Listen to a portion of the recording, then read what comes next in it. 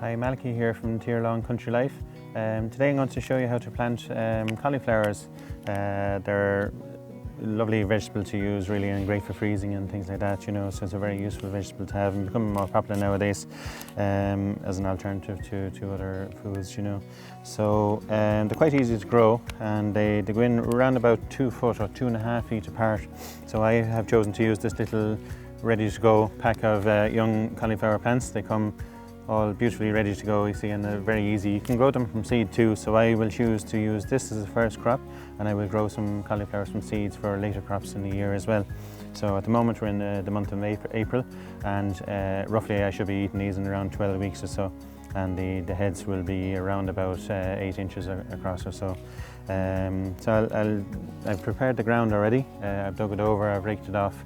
It's more or less weed free, and I put down the string because I like to keep the plants in kind of more or less straight rows. So I'll pop these into the ground, and then I'll show you how to put the fertilizer on and to control butterflies.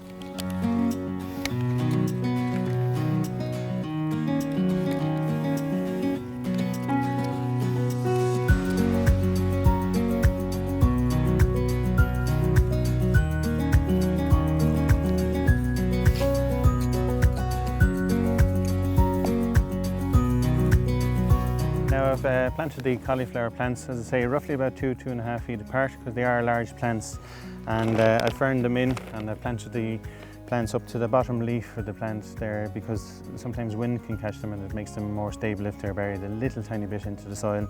So I'm going to use some poultry manure here to feed the cauliflower with.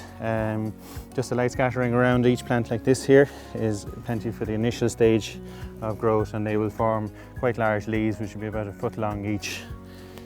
And as I say, we should be filling the freezer up with plenty of cauliflower now in a few weeks. Now I've put on the poultry manure onto the cauliflower plants.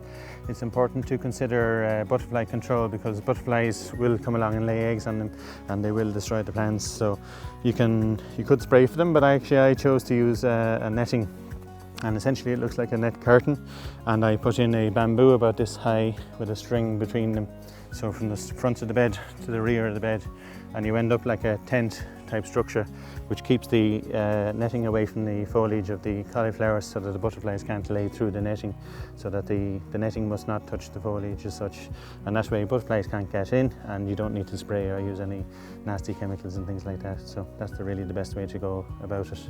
So thanks very much for watching.